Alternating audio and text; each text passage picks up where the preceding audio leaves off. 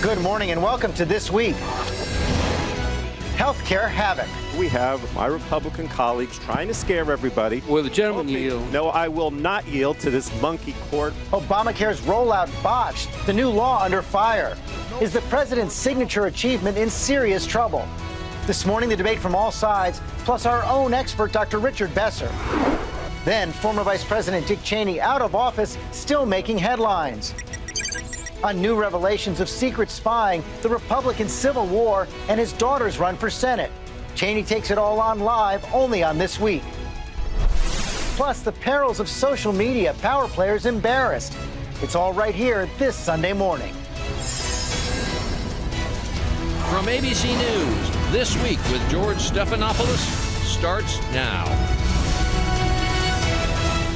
Hello again. A whole lot to get to this morning, starting with that awful launch for Obamacare. You've heard about all those problems with the website. Now the White House is promising a fix just after Thanksgiving. But is that realistic? What do these early troubles say about the program's long-term prospects? And what does that mean for you and your health care? Two key senators standing by weighing on all that. But first, a reality check from our own doctor in residence, Rich Besser. And Rich, let's start with the basics. Everybody trying to get on this website, get the insurance, are running into three separate hurdles. That's right. I mean, the website is definitely not ready for prime time. There are three problems. The first is problem accessing that site and creating your accounts. Then some people are getting incorrect quotes and eligibility information.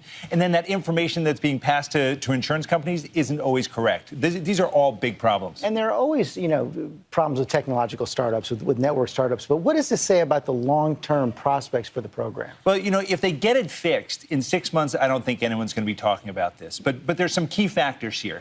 For this to be successful, they have to ensure that young, healthy Americans sign on.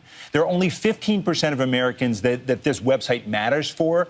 85% of us have insurance in other ways. But healthy young Americans, we need to get them involved because they don't use the healthcare system as much. And they're going to provide that financial support for everyone else who's using it so that as they get older, they'll have care as well. So if they don't think the website works, they don't sign on, insurance premiums go up for everybody, then next year comes around, even if the problems are fixed, the prices are higher, so they might not sign up again. That's right. If you don't have them on board, the financial structure really doesn't work very well. But I think the long-term, impact of Obamacare, of Affordable Care Act, is going to be very good because there's so many other things that are included.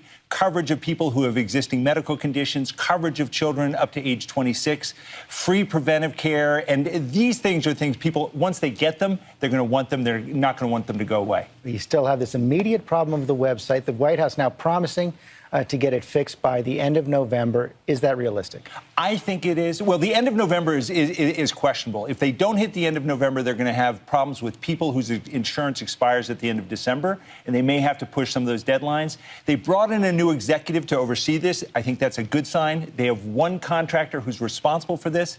And you have the states that have embraced this, California, Kentucky, they're the ones where we're seeing these exchanges are working. So I think that the model is sound. They just have to get it fixed. Okay, Rich Besser, thanks very much. Let's get more on this now from the senators. Democratic Senator Joe Manchin, Republican John Barrasso. And Senator Barrasso, let me begin with you. Like Rich Besser, you're a medical doctor as well. Are you as confident these problems with the website can be fixed? I'm not, George. I'll tell you, as a doctor, I want to make sure that patients can actually get affordable, high-quality care. The website was supposed to be the easy part of this. So I see actually this is just the tip of the iceberg of problems with bigger problems to come. But the Democrats, I think, are at a point of high anxiety. Americans have been very skeptical about this health care law. But now, George, there's a lot of anger about the wasted taxpayer dollars on this website, about all of the waivers that the president has given to business, to unions, to members of Congress, the fact that nobody who works at the White House is going to have to sign up on the exchanges. And now Americans are saying, wait a minute, why do I have to pay a fine if I don't sign up? None of these other people seem to have the same problems. One of the Democrats who supports the law but also is worried about the fact that the website isn't working is Senator Joe Manchin. He's with us as well, Democrat of West Virginia. Senator, you're the only Democrat who's called for a full-year delay in the implementation of the penalty for the individual mandate. Are you willing to hold off on that if the White House actually meets this deadline of the end of November to fix the website problems? George, I've been working in a bipartisan manner with Senator Johnny Isakson and trying to put a coalition together of bipartisan senators. which basically says the penalty, the fine of $95 will not be into effect until January 2015. At that time, the fine will be $325. It'll still induce people to get involved, but it'll also give us a time to transition in. And I think we need that transition period to work out the things, and we identified a lot of problems. There's a lot of glitches. When I was governor, we had glitches getting up our claims with Medicaid claims program started. We worked through it, and we've got a system now that's about of a model of the country. So we know it can be done, but we've got to work together. There's a lot of good things that help a lot of West Virginians in the bill. If we all work towards fixing something, and if we just can't fix it, then you make a concerted effort to make the changes. But we need that transition period, and I think this is so you're for the 1 year. You're for the 1 year delay, no matter what. So far, not a lot of Democrats have signed on. But Senator Barrasso, I want to take that to you because a lot of Democrats believe that you and your colleagues are actually rooting for the program to fail. What do you say to a constituent when they come to you and say, "We want help signing up for Obamacare"? Well, and folks in my office are going to help any citizen with anything, every way that we can. I will tell you what I want is affordable care for American citizens. And in my home state of Wyoming and in Joe's home state of West Virginia, we see that the rates are actually going to be higher.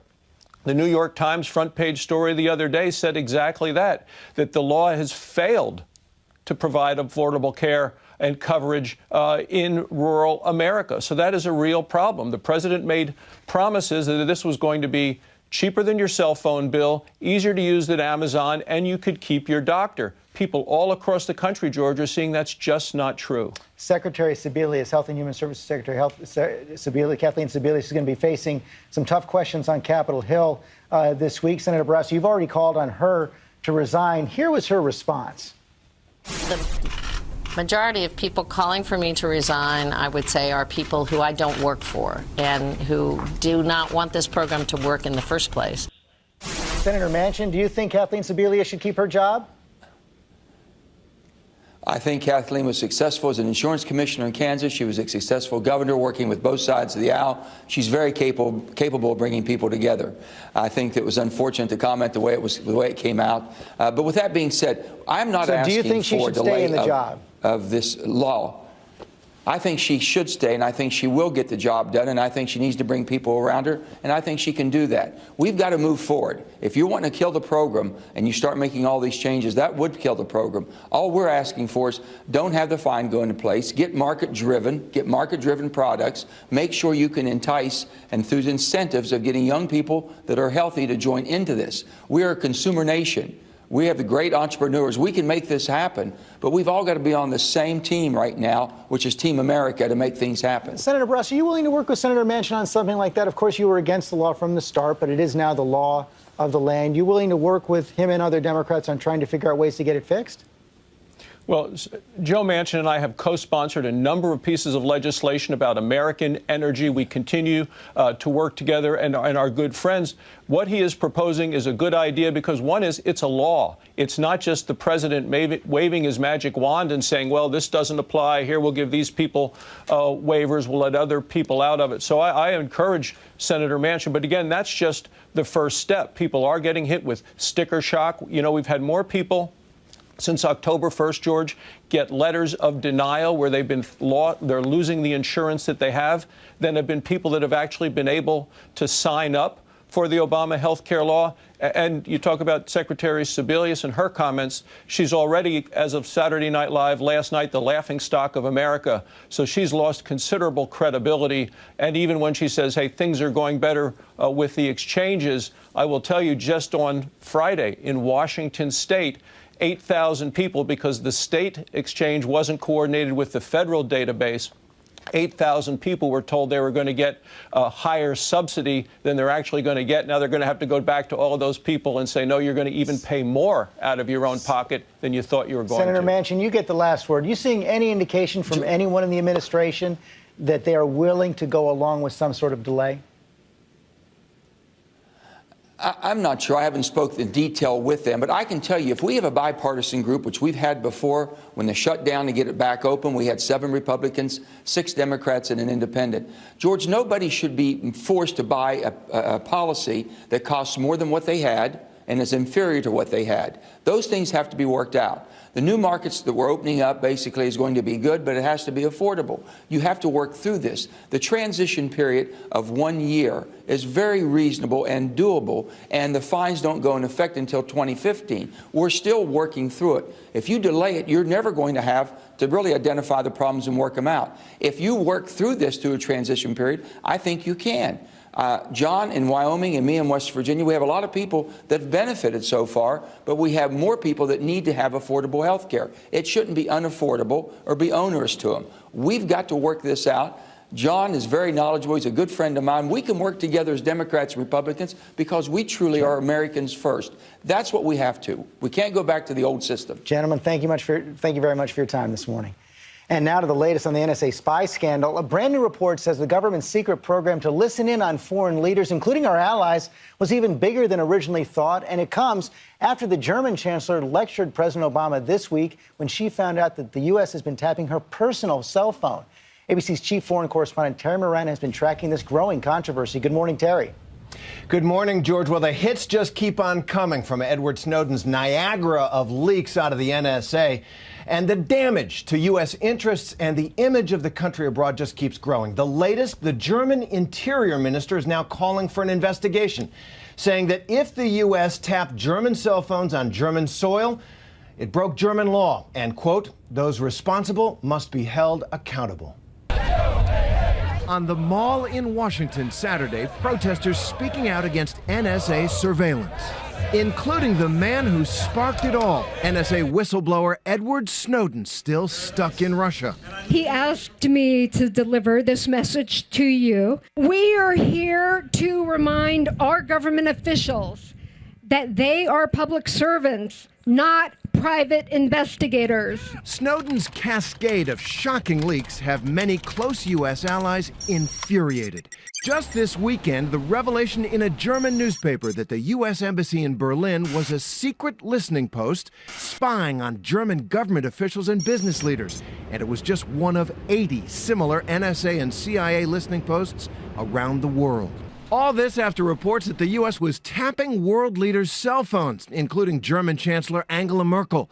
Merkel personally calling Obama, labeling it a grave breach of trust. I can tell you that the president assured the chancellor that the United States is not monitoring and will not monitor the communications of the chancellor. The White House didn't address whether Merkel was spied on in the past. According to a report in the British newspaper The Guardian, the NSA was listening in on 35 world leaders as early as 2006. Friday, Hillary Clinton, until recently the nation's top diplomat, weighed in. Trying to go up to the line of what is appropriate surveillance and security measures and not over the line is something we need to have a full, comprehensive discussion about. It is true, as many have said, that as long as there have been allies, there's been spying on allies. But, George, what has so deeply shocked some of America's closest partners around the world is the depth and the breathtaking extent of NSA activities in their countries.